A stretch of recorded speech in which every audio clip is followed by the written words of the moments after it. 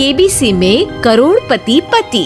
सूरज के जीवन का एक ही फंडा था कि मेहनत तो गधा भी करता है, घर बैठे जो कमाए समझदार वही होता है। इसीलिए उसने कभी नौकरी ही नहीं ढूंढी। इस बात से हालांकि उसकी पत्नी शिखा बिल्कुल भी अग्री नहीं करती थी, पर फिर भी सूरज को समझाना बेकार था। टीवी में कैसे बनोगे करोड़पति का ऐड देखकर उसे लगा कि बस अब तो घर बैठे ही वो करोड़पति बन सकता है, और उसके पीछे उसने अपने सारे सोर्सेस एक्टिव कर दिए। 2 हफ्ते में उसके कलीग के साले के पड़ोसी के बेटे का सोर्स निकलता है जो कि उसे शो में पहुंचा सकता है, और सूरज उससे मिलने चला जाता है। अच्छा, तो हमें मुकेश जी बता रहे थे कि आप हमें शो में पहुंचा सकते हैं। हाँ, उसमें कोई तकलीफ नहीं है। मैं कल अगर कोशिश करूँ तो इसी महीने में आपका नंबर आ जाएगा। अरे ये तो बहुत बढ़िया हो गया।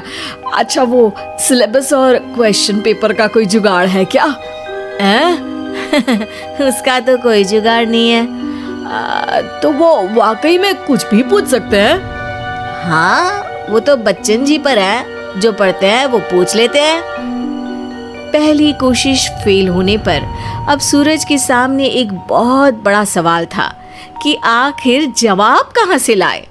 तब शिखा ने एक सजेशन दिया, क्यों ना सूरज अपने चचेरे भाई सुमित से मदद मांगे, जो कि यूपीएससी की तैयारी कर रहा था।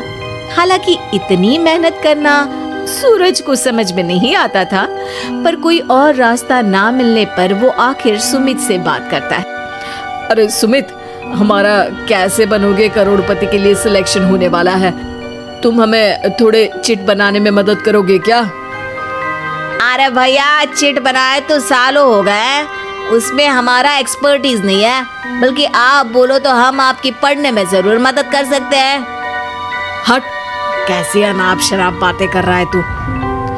सूरज ने सुमित को मना तो कर दिया था, पर तैयारी करने के सिवाय कोई चारा उसे दिख भी नहीं रहा था।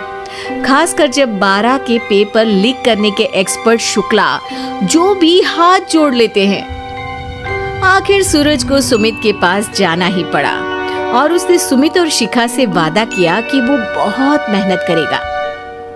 1 महीने की तैयारी के बाद फाइनल हुआ कि शो से 1 हफ्ते पहले एक ट्रायल खेला जाएगा, जहां पर सारे रिश्तेदार ऑडियंस की जगह पर होंगे और शिखा सवाल पूछेगी। दूर दराज से भी रिश्तेदार आकर हाजिर हो गए देखने कि आखिर कैसे बनेगा सुमित करोड़पति। सब कुछ सेट था, और इतने में सूरज आकर अपना स्पीच देता है। ये 1 महीना मेरे लिए आसान नहीं था, पर अपने भाई सुमित और अपनी पत्नी शिखा की मदद से मैं इतनी दूर पहुंच पाया हूँ। मेरे मम्मी पापा के आशीर्वाद ने भी बहुत साथ दिया है मेरा। मैं उम्मीद करता हूँ कि आज के शो में आप लोगों को बहुत मजा आएगा। साक्षी पहला सवाल पूछती है और पूरे कमरे में सन्नाटा छा जाता है। इंडिया में कितने स्टेट्स हैं?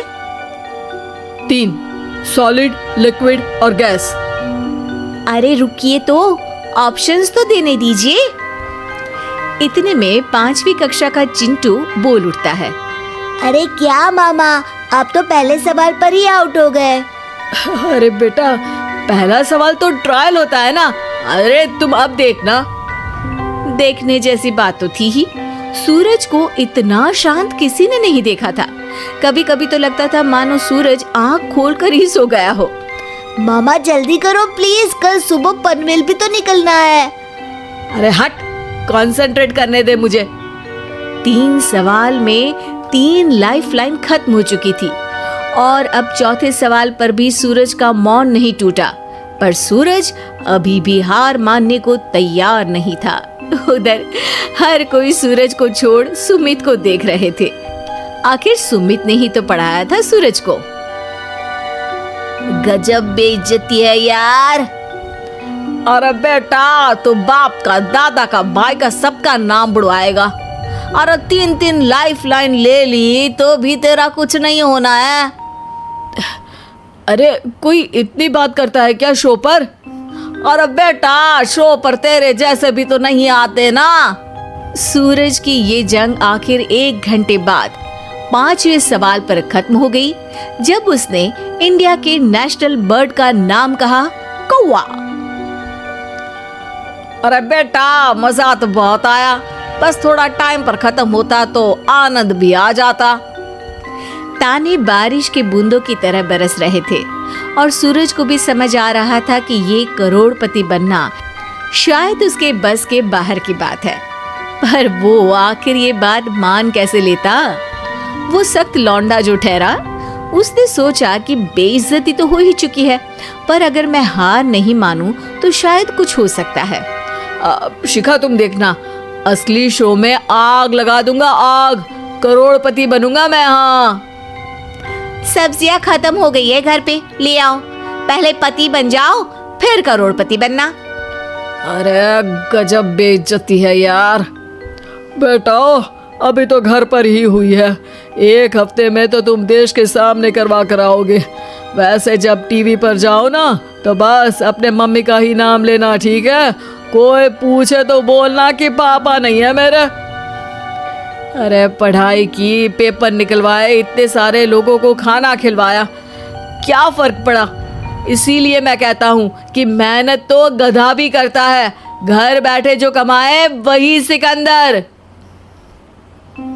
लेकिन मामा, गधे भी जानते हैं कि हमारा राष्ट्रीय पक्षी मोर है।